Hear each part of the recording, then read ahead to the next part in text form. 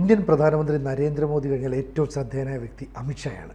ആ അമിത്ഷായുടെ ജീവിതം തന്നെ മാറ്റിമറിച്ചത് നമ്മുടെ നാട്ടിലൊരു ജ്യോതിഷിയാണെന്ന് ചേട്ടൻ കുറച്ചു മുമ്പ് പറഞ്ഞു. അതെന്താ അങ്ങനെ പറയാൻ കാരണം? അതിന് കാരണം അമിത്ഷാ വിചാരിച്ചാൽ ഇന്ത്യയിൽ ഒരു ഈച്ച പോലും പറക്കില്ല, അല്ലേ എന്ന് പറയാം. അതിശയോക്തിപരമാണെങ്കിലും ഇന്ത്യയിൽ ഏറ്റവും പവർഫുള്ളായിട്ടുള്ള പൊളിറ്റീഷ്യൻ ഇന്ത്യയുടെ ആഭ്യന്തരമന്ത്രിയാണെന്നൊരു തർക്കമൊന്നുമില്ല നരേന്ദ്രമോദി കഴിഞ്ഞാൽ. ഈ അമിത്ഷായ്ക്കൊരു വലിയ ഇറക്കം ജീവിതത്തിലുണ്ടായി. അദ്ദേഹം ഗുജറാത്തിൻ്റെ ആഭ്യന്തരമന്ത്രിയായിരിക്കെ മുഖ്യമന്ത്രി നരേന്ദ്രമോദി ആയിരുന്നു.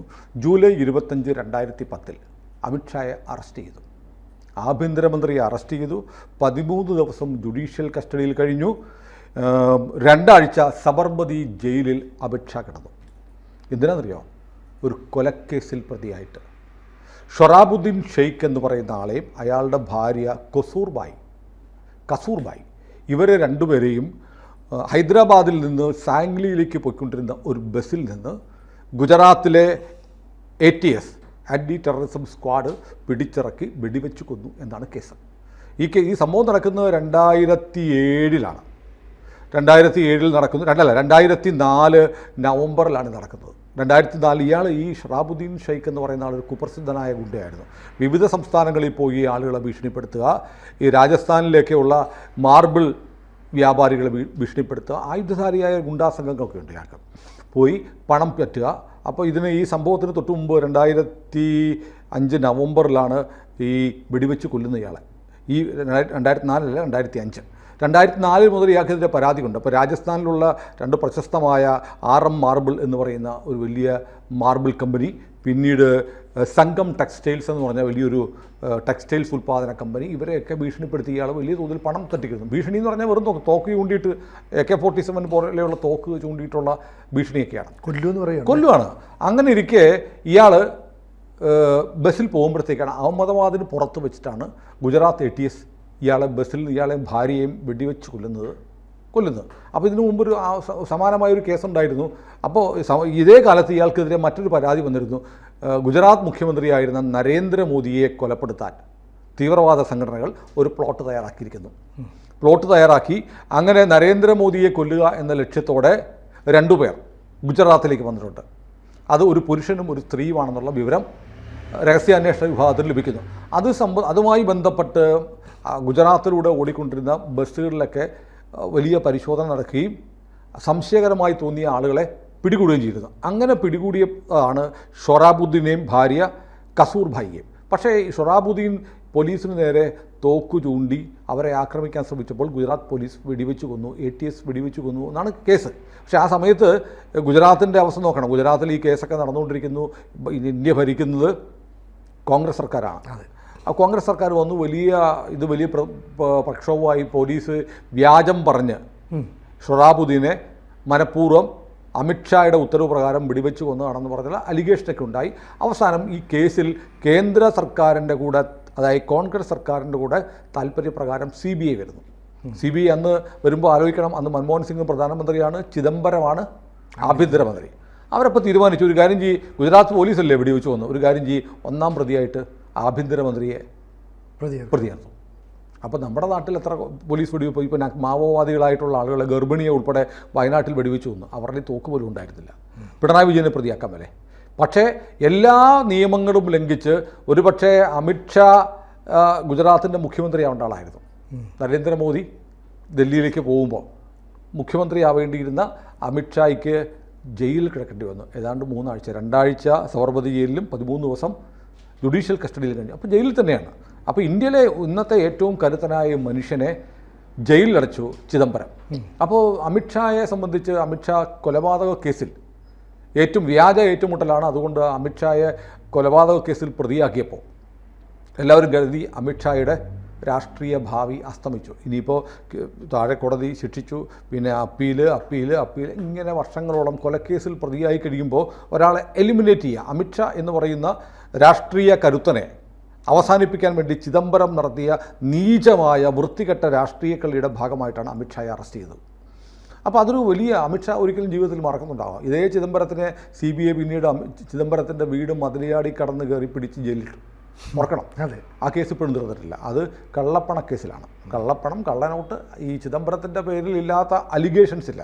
അല്ലെങ്കിൽ അത് വെറും ആരോപണമല്ല, എല്ലാം സിമൻറ്റഡ് പ്രൂഫുകളുള്ള കേസുകളാണ്. മകനും പ്രതിയാണ്.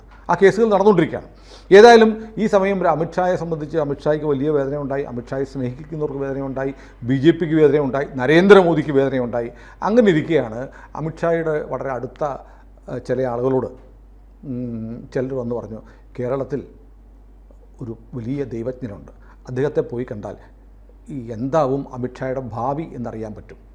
അങ്ങനെ അമിത്ഷായുടെ അടുപ്പക്കാരായ 3 പേർ ഗുജറാത്തിൽ നിന്ന് കേരളത്തിലേക്ക് വന്നു. കേരളത്തിൽ വന്നത് പയ്യന്നൂരാണ്.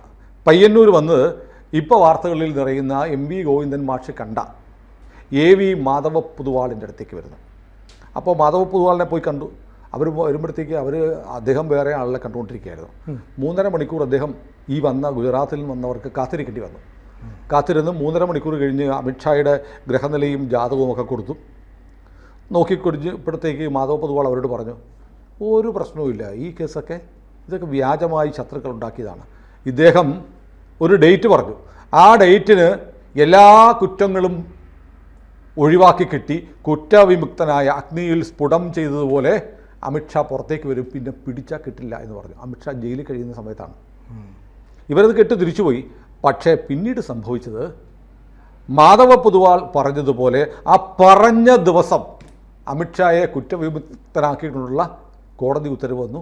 അമിത്ഷാ പൂർവാധികം ശക്തനായി ഇന്ത്യൻ രാഷ്ട്രീയത്തിലേക്ക് തിരിച്ചു വന്നു. അപ്പോൾ അമിത്ഷായെ സംബന്ധിച്ചിടത്തോളം അമിത്ഷായ്ക്ക് പോലും ഞെട്ടലുണ്ടായി. കാരണം മാധവ പൊതുവാൾ ഗണിച്ചു പറഞ്ഞ അതേ ദിവസമാണ് അദ്ദേഹത്തെ കോടതി കുറ്റവിമുക്തനാക്കി. ഇത് കെട്ടിച്ചമച്ച കേസാണെന്ന് പറഞ്ഞ് അമിത്ഷായുടെ രാഷ്ട്രീയ രണ്ടാം ജന്മം ഉണ്ടാവുന്നത്. അങ്ങനെ പക്ഷെ തന്നു മുതൽ അമിത്ഷായ്ക്ക് മാധവ പൊതുവാളിട്ട് നല്ല ബന്ധമാണ്. അങ്ങനെ അവർ പലതവണ കണ്ടു. അമിത്ഷാ പയ്യന്നൂർ വന്നു മാധവ പൊതുവാളിനെ കാണാൻ വീട്ടിൽ വന്നു. ഉടനെ മാധവ പൊതുവാൾ എന്ത് ചെയ്തറിയോ, അമിത്ഷായെയും കൂട്ടിക്കൊണ്ട് പയ്യന്നൂർ സുബ്രഹ്മണ്യ സ്വാമി ക്ഷേത്രത്തിൽ പോയി. പിന്നീട് തളിപ്പറമ്പ് രാജരാജേശ്വര ക്ഷേത്രത്തിൽ പോയി. അവിടെ പോയിട്ട് സ്വർണ്ണക്കുട പൂജ ചെയ്യാൻ പറഞ്ഞു. സ്വർണ്ണവേല് മുരുകന് കൊടുക്കാൻ പറഞ്ഞു. അങ്ങനെ അമിത്ഷാ പറഞ്ഞ മാധവ പൊതുവാൾ പറഞ്ഞ എല്ലാ കാര്യങ്ങളും അമിത്ഷാ ചെയ്തു. ഇവർ തമ്മിലുള്ള ആത്മബന്ധം വളരെ ദൃഢമായി. കാര്യങ്ങൾ അച്ചട്ടായി നടക്കുകയാണ്. എന്തൊക്കെ പറഞ്ഞോ പിന്നീട് നോക്കുന്ന അമിത്ഷാ ഇന്ത്യൻ രാഷ്ട്രീയത്തിലെ രണ്ടാമനായിട്ട് മാറി അല്ലേ. പതിയെ കയറുകയാണ്, തിരിച്ചു വരികയാണ്. അത് മാധവ പൊതുവാൾ എന്തു പറഞ്ഞോ, ഗണിച്ചെന്തു പറഞ്ഞു കൊടുത്തോ അത് നടന്നു. അമിത്ഷായ്ക്ക് വലിയ വിശ്വാസമായി. പിന്നീട് ഒരുപാട് തവണ അത് അവർ തമ്മിൽ പയ്യന്നൂർ കണ്ടിട്ടുണ്ട്, ബാംഗ്ലൂർ വെച്ച് കണ്ടു, ഗുജറാത്ത് വെച്ച് പലതവണ കണ്ടു. ഈ കഴിഞ്ഞ മാസം അമിത്ഷാ കേരളത്തിൽ വന്നപ്പോഴും മാധവ പൊതുവാളിനെ പോയി കണ്ടു. അപ്പോൾ ഒരു ആചാര്യനെ പോലെ.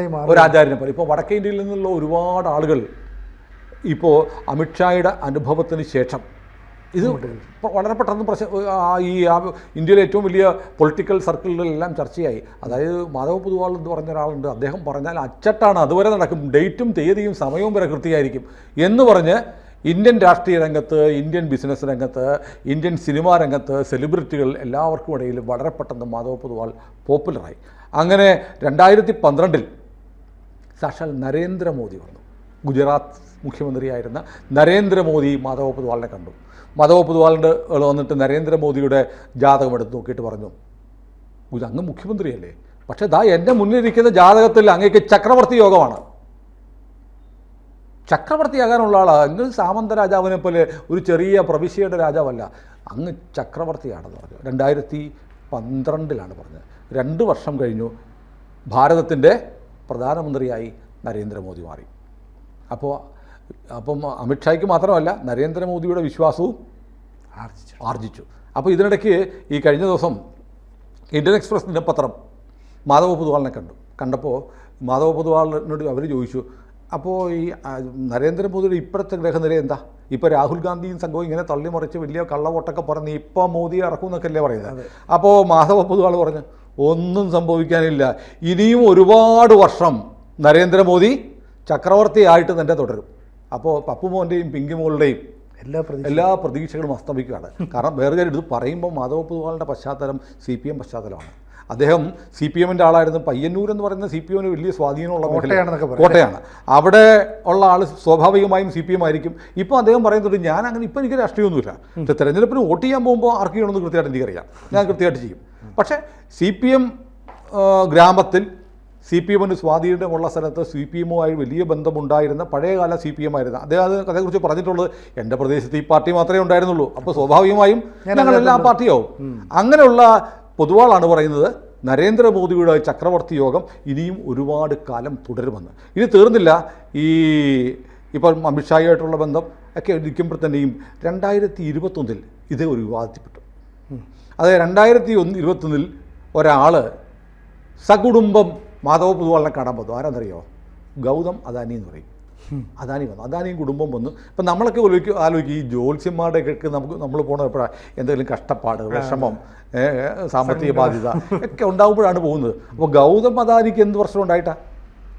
ജ്യോതിഷത്തിനടുത്ത് സന്തോഷമായിട്ടിരിക്കുന്ന സമയത്ത് അപ്പോൾ നമ്മൾ നോക്കുന്നവരല്ലേ വലിയ നിലയിലുള്ള ആളുകൾക്കും നമ്മളറിയാത്ത പ്രശ്നങ്ങളൊക്കെ ഉണ്ട്, അവർക്കും ജാതകമൊക്കെ നോക്കേണ്ടി വരും. അങ്ങനെ 2021 അദാനി സകുടുംബം ജാതകവുമായിട്ട് ഇവിടെ വന്നു. പക്ഷേ അതൊരു വലിയ വിവാദത്തിലാണ് സംഭവം. ഇപ്പോഴും വിവാദമാണ്. ഗോവിന്ദൻ പോയി കണ്ടത് വിവാദമായിരിക്കുന്ന പോലെ 2021 അദാനി വന്നപ്പോൾ മുല്ലപ്പള്ളി രാമചന്ദ്രൻ ഒരു ബോംബ് പൊട്ടിച്ചു. അതായത് അദാനി അന്ന് അവിടെ വന്നപ്പോൾ അവിടെ മാധവ പൊതുവാളിൻ്റെ അടുത്ത് മുഖ്യമന്ത്രി പിണറായി വിജയനുണ്ടായിരുന്നു. ഇവർ തമ്മിലുള്ള മീറ്റിംഗ് അറേഞ്ച് ചെയ്യാൻ വേണ്ടിയിട്ട് മാധവ പൊതുവാൾ ഒപ്പിച്ച വേല. അപ്പോൾ പണ്ടപ്പോൾ ജോത്സ്യൻ്റെ അടുത്ത് വന്നു. കാരണം തൊട്ടടുത്ത് CPM-ൻ്റെ ഓഫീസുണ്ട്, BJP-യുടെ ഓഫീസുണ്ട്. KG മാരാറൊക്കെ അടുത്ത സുഹൃത്താണ്. അവിടെ ഈ CPM-ൻ്റെ ഓഫീസിൽ നിന്നും BJP-യുടെ ഓഫീസിൽ നിന്നും ആളുകൾ സ്ഥിരം വന്ന് കുശലം പറയാൻ പോയിക്കൊണ്ടിരിക്കുന്നത് ഈ മാധവ പൊതുവാളിൻ്റെ സ്ഥലത്താണ്. അദ്ദേഹം ഫ്രീ ആയിരിക്കും. അങ്ങനെ വലിയ രാഷ്ട്രീയത്തിന് അതീതമായ സൗഹൃദമുണ്ട്. അദ്ദേഹം പറയുന്നത് ഞാനല്ല പിണറായിയും അദാനിയും തമ്മിൽ മുട്ടിച്ചു തന്നു. കാരണം അന്ന് അദാനി വരുമ്പോൾ അദാനിക്ക് അമ്പലത്തിൽ പോകണമായിരുന്നു. ഞാൻ അദ്ദേഹത്തെയും കൊണ്ട് രാജരാജേശ്വര ക്ഷേത്രത്തിലും ഒക്കെ പോയി. എന്നിട്ട് ഉച്ചയ്ക്ക് എൻ്റെ വീട്ടിൽ നിന്ന് അദാനി ഭക്ഷണം കഴിച്ചു. അങ്ങനെ അല്ലാതെ ഞാൻ ഈ മീറ്റിങ്ങിന് വേണ്ടി ഒന്നും ചെയ്തില്ല. വീട്ടിൽ അതല്ലാതെ ഞാൻ അദ്ദേഹത്തിൻ്റെ കൂടെ ഉണ്ടായിരുന്നു. ഇപ്പോഴും അദാനി ഒരു പുതിയ പ്രൊജക്റ്റ് തുടങ്ങുമ്പോൾ ഉടനെ അതിൻ്റെ വിശദാംശങ്ങൾ മാധവ പൊതുവാളിന് അയച്ചു കൊടുക്കും. എന്നിട്ട് പറയും ഒന്ന് നോക്കി പറയണം എന്ന് പറയും. വടക്കേ ഇന്ത്യയിലൊക്കെ അമിത്ഷായും നരേന്ദ്രമോദിയും ഗൗതം അദാനിയൊക്കെ മാധവ പൊതുവാളിനെ വിളിക്കുന്ന ഗുരുജി എന്നാണ്. അപ്പോൾ ഇങ്ങനെ വലിയ തോതിലുള്ള ഇന്ത്യയിലെ ഏറ്റവും പ്രധാനപ്പെട്ട 3 പേരുടെ പേരാണ് ഞാൻ പറഞ്ഞത്. ഒന്ന് നരേന്ദ്രമോദി, പ്രധാനമന്ത്രി അമിത്ഷാ, പിന്നെ ഗൗതം അദാനി. ഇവരെല്ലാം വളരെ വിശ്വസിക്കുന്ന, വളരെ അവരുടെ പ്രശ്നങ്ങൾ വരുമ്പോൾ ഓടി വരുന്നത് അല്ലെങ്കിൽ ആളെ പറഞ്ഞു വിടുന്നത് മാധവ പൊതുവാളിൻ്റെ അടുത്തേക്കാണ്. ഇനിയിപ്പോൾ രാഷ്ട്രീയത്തിലേക്ക് ഇറങ്ങും മുമ്പ്, ഒരുപാട് വർഷം മുമ്പ് രാഷ്ട്രീയത്തിൽ ഇറങ്ങും മുമ്പ് ജയലളിതയുടെ ജാതകം മാധവ പൊതുവാളിൻ്റെ അടുത്ത് വന്നിരുന്നു. അതായത് അത് നമ്മൾ ഈ തിരുവിതാംകൂർ സഹോദരിമാർ എന്നറിയപ്പെടുന്ന ലളിത പത്മിനി രാഗിണിമാരുണ്ടോ, ഇവരുടെ അമ്മ സരസ്വതിക്ക് ജയലളിതയുമായി വലിയ അടുപ്പമുണ്ടായിരുന്നു. അപ്പോൾ ജയലളിതയ്ക്ക് രാഷ്ട്രീയത്തിൽ ഇറങ്ങിയാൽ കൊള്ളാമോ, ശോഭിക്കുമോ എന്നൊക്കെ അറിയാൻ വേണ്ടി ഈ തിരുവിതാംകൂർ സഹോദരിമാരുടെ അമ്മയായ സരസ്വതിയമ്മ ഈ ജയലളിതയുടെ ജാതകവുമായി പൊതുവാൾ കാണാൻ വന്നു. അപ്പോൾ പൊതുവാൾ പറഞ്ഞത് എന്താണോ അത് പിന്നീട് തമിഴ്നാട് രാഷ്ട്രീയത്തിൽ സംഭവിച്ചു. എത്രയോ കാലം ചോദ്യം ചെയ്യാനാവാത്ത രാജയോഗവുമായി അല്ലേ ജയലളിത തമിഴ്നാട് ഭരിച്ചു. അപ്പോൾ ഇങ്ങനെ വളരെ പ്രശംസനീയമായ രീതിയിൽ ആധികാരികമായി ദൈവവൃത്തി അല്ലേ, ദേവഹിതം അല്ലെങ്കിൽ ഒരാളുടെ ജാതകം, ഗ്രഹനില ഗണിച്ചു പറയുന്ന ഒരു ജ്യോതിഷിയാണ് മാധവ പൊതുവാൾ. അപ്പോൾ ഇത് മാധവ പൊതുവാൾ ഇത് തുടങ്ങിയിരിക്കുന്നു പറഞ്ഞാൽ ഇപ്പോൾ ഇന്നലെ ആരംഭിച്ച ആളൊന്നുമല്ല. ഏതാണ്ട് ഒരു നൂറ്റാണ്ട് പഴക്കമുള്ള ഒരു ജ്യോതിഷ പാരമ്പര്യത്തിൻ്റെ ഉടമയാണ് മാധവ പൊതുവാൾ. അദ്ദേഹത്തിൻ്റെ അമ്മാവൻ VPK പൊതുവാളാണ് അവിടെ ജ്യോതി സദനം എന്ന പേരിൽ പയ്യന്നൂരിൽ ഒരു ജ്യോതിഷ സ്ഥാപനം ആരംഭിക്കുന്നത്. പിന്നീട് അത് ഇന്ത്യയിലെ ഏറ്റവും പ്രശസ്തമായ ആസ്ട്രോളജി സെൻ്ററായിട്ട് മാറി ഇപ്പോൾ. അപ്പോൾ അദ്ദേഹത്തിന് ഈ കാഞ്ചി കാമകോടി പീഠത്തിൽ നിന്ന് അദ്ദേഹത്തിൻ്റെ അമ്മാവന് ജ്യോതിഷ ചക്രവർത്തി എന്നുള്ള ഒരു ടൈറ്റിലൊക്കെ കൊടുത്തിരുന്നു. പിന്നീട് അദ്ദേഹത്തിൻ്റെ മക്കളായ നാരായണ പൊതുവാളും ജഗദീഷ് പൊതുവാളും മാധവ പൊതുവാളും ഒപ്പം AV മാധവ പൊതുവാളും നമ്മളിപ്പോൾ പറയുന്ന ഗുരുജിയും കൂടെ ചേർന്നിട്ടാണ് ഈ സ്ഥാപനം നടത്തിക്കൊണ്ട് ഈ നിലയിലേക്ക് എത്തിച്ചത്. അപ്പോൾ ഞാൻ പറയുന്നത് ഈ പയ്യന്നൂർ ഈ പറഞ്ഞ പോലെ CPM-ൻ്റെ അതിശക്തമായ ഇപ്പോഴും അങ്ങനെ തന്നെയാണ്. CPM-ൻ്റെ ഒരു വലിയ സ്വാധീനമുള്ള സ്ഥലത്ത് ഏറ്റവും ഇന്ത്യ എമ്പാടും അറിയപ്പെടുന്ന ഒരു ആധ്യാത്മിക കേന്ദ്രം പ്രവർത്തിക്കുന്നു. അത് മാധവ പൊതുവാളിൻ്റെ നേതൃത്വത്തിൽ. അപ്പോൾ കമ്മ്യൂണിസവും ആത്മീയതയും തമ്മിലുള്ള ഒരു ബന്ധം നമുക്ക് ചർച്ച ചെയ്യാം. അപ്പോൾ ചർച്ച ചെയ്യാനല്ല, നമുക്ക് കൗതുകരമായിട്ട് തോന്നും. കമ്മ്യൂണിസ്റ്റുകാരുടെ കോട്ട, പക്ഷേ അവിടെ ഇരിക്കുന്നത് മാധവ പൊതുവാൾ. അദ്ദേഹത്തിന് ഒരു കമ്മ്യൂണിസ്റ്റ് പാരമ്പര്യം ഉണ്ടായിരുന്നു. പിന്നെ അദ്ദേഹം പറയുന്നുണ്ട് എനിക്ക് എല്ലാ പാർട്ടിക്കാരും ബന്ധമുണ്ട്, CPM-കാരും എൻ്റെ അടുത്ത് വരുന്നുണ്ട്, എല്ലാ പാർട്ടിക്കാരും എന്നെ വന്ന് കാണുന്നുണ്ട്. കാരണം ഡയലക്റ്റിക്കൽ മെറ്റീരിയലിസം ആണ് ഞങ്ങൾ അരച്ച് കലക്കി കുടിക്കുന്നതെന്ന് ഗോവിന്ദൻ മാധവ പൊതുവാളിനെ കണ്ടതിനെക്കുറിച്ച് AK ബാലൻ പറയുണ്ടായി. പക്ഷേ ഈ ഡയലക്റ്റിക്കൽ മെറ്റീരിയലിസം രാവിലെ ഉച്ചയ്ക്കും വൈകിട്ടും കുടിക്കുന്ന ആളുകളും തന്നെ വന്ന് കാണാറുണ്ടെന്ന് മാധവ പൊതുവാൾ പറയുന്നുണ്ട്. അപ്പോഴാണ് അമിത്ഷായ്ക്ക് വലിയ പദവിയൊക്കെ പറഞ്ഞ് ഉറപ്പിച്ച ഒരാളെ MV ഗോവിന്ദൻ ചെന്ന് കണ്ടതിൽ വലിയ തെറ്റൊന്നും പറയാൻ പറ്റില്ല അല്ലേ? അല്ല, രാഷ്ട്രീയത്തിൽ ആ മോഹങ്ങൾ ഉണ്ടാവുന്നത് തെറ്റാണോ? അല്ല, സ്ഥാനമോഹം ഇല്ലാത്ത ഒരു രാഷ്ട്രീയക്കാരൻ അല്ല, അതിപ്പം നിസ്വാർത്ഥമായി ഇപ്പം M സ്വരാജിനോടോ MV ഗോവിന്ദനോടോ എന്താ ജോലി എന്ന് ചോദിച്ചാൽ എന്ത് പറയും? പൊതുപ്രവർത്തനം പ്രൊഫഷനാണ്. പണ്ട് AK ശശീന്ദ്രൻ വയനാട് MLA ആയിരുന്ന ശശീന്ദ്രൻ, AK ശശീന്ദ്രനല്ലോ, അല്ല ശശീന്ദ്രൻ രാവിലെ പാല് ഇറക്കാൻ പോകുമായിരുന്നു. എന്നിട്ട് ആ പാലും കൊണ്ട് സൊസൈറ്റി പോകുമായിരുന്നു. അദ്ദേഹത്തിൻ്റെ തൊഴിലാണ്. അങ്ങനെ രാഷ്ട്രീയം അല്ല എൻ്റെ തൊഴിൽ, വേറെ തൊഴിലെടുത്ത് രാഷ്ട്രീയ പ്രവർത്തനം നടത്തുന്ന ഒരുപാട് പേരുണ്ട്. പക്ഷേ നമ്മുടെ ഇവിടെ 35 ലക്ഷം രൂപയുടെ അമേരിക്കൻ നിർമ്മിത കാറ് ഒരു ജോലിയുമില്ലാതെ രാഷ്ട്രീയ പ്രവർത്തനം മാത്രം നടത്തുന്ന ആളുകൾ കൊണ്ടു നടക്കുന്നുണ്ട്. ഇപ്പോൾ ഈ പണ്ടൊരു കഥയുണ്ട്, എൻ്റെ ഒരു സുഹൃത്ത് കല്യാണാലോചന വന്നൊക്കെ അത്യാവശ്യം സാമ്പത്തികമുള്ള വീട്ടിലാണ്, അതുകൊണ്ട് ജോലിയൊന്നും ഇല്ലെങ്കിലും ജീവിച്ചു പോവാം. അപ്പോൾ ഇങ്ങനെ വന്നപ്പോഴത്തേക്ക് ഈ പെണ്ണും കൂട്ടറിലുള്ള ഒരാൾ ചോദിച്ചു, അല്ല പയ്യൻ എന്താ പരിപാടി? അവൻ DYFIയുടെ യൂണിറ്റ് സെക്രട്ടറിയാണ് എന്ന് പറഞ്ഞതുപോലെ. അപ്പോൾ DYFIയുടെ യൂണിറ്റ് സെക്രട്ടറിക്ക് പോലും ഇപ്പോൾ തൊഴിലെന്ന് പറഞ്ഞാൽ സംഘടനാ പ്രവർത്തനമാണ്. അങ്ങനെ സംഘടനാ പ്രവർത്തനം നടത്തുന്ന ആളുകൾ പ്രൊഫഷനായി കരുതുമ്പോഴത്തേക്ക് എനിക്ക് ബ്രാഞ്ച് സെക്രട്ടറി ആവണം, ലോക്കൽ കമ്മിറ്റി സെക്രട്ടറി ആവണം, ഏരിയ സെക്രട്ടറി ആവണം, ജില്ലാ സെക്രട്ടറി ആവണം, സംസ്ഥാന സെക്രട്ടറി ആവണം, പോളിറ്റ് ബ്യൂറോയിൽ വരണം, മുഖ്യമന്ത്രി ആവണം എന്ന് ആഗ്രഹിക്കുന്നതിൽ എന്താ തെറ്റ്? ഒരു തെറ്റും പറയാം. അതിനുള്ളിൽ വല്ല സാധ്യതയുണ്ടോ എന്ന് അന്വേഷിക്കുന്നതിൽ എന്താ തെറ്റ്? ഒരു തെറ്റുമില്ല. അതുകൊണ്ട് ആ ചോദ്യം മര്യാദയ്ക്ക് പിൻവലിക്കും. അപ്പോൾ ഗോവിന്ദൻ മാഷ് പറയുന്നത് ഞങ്ങൾ സൗഹൃദ സന്ദർശനമാണ്. ഭാര്യ ഉണ്ടായിരുന്നു, ഭാര്യയും ഭർത്താവുമായിട്ട് പോയി കാണുന്നത് തെറ്റൊന്നുമില്ല. കാരണം ഇന്ന് ഇന്ത്യയിൽ ഏറ്റവും ആധികാരികമായി ഗ്രഹനില നോക്കി ജാതകം നോക്കി നിങ്ങൾ എന്തായി തീരും, നിങ്ങളുടെ പോക്കെങ്ങോട്ടാണ് എന്ന് പറയാൻ കഴിയുന്ന ആളാണ് നരേന്ദ്രമോദിയും അമിത്ഷായും ഗൗതം അദാനിയുമൊക്കെ ഗുരുജി എന്ന് വിളിക്കുന്ന മാധവ പൊതുവാൾ. അപ്പോൾ മാധവ പൊതുവാളിൻ്റെ അടുത്ത് പോകേണ്ടവർക്ക് പോവാം.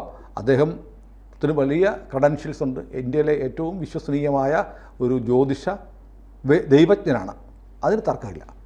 കൂടുതൽ വാർത്തകളും വിശേഷങ്ങളും നിങ്ങളിലേക്ക് എത്താൻ ABC മലയാളം സബ്സ്ക്രൈബ് ചെയ്യുക, ബെൽ ബട്ടണും അമർത്തുക.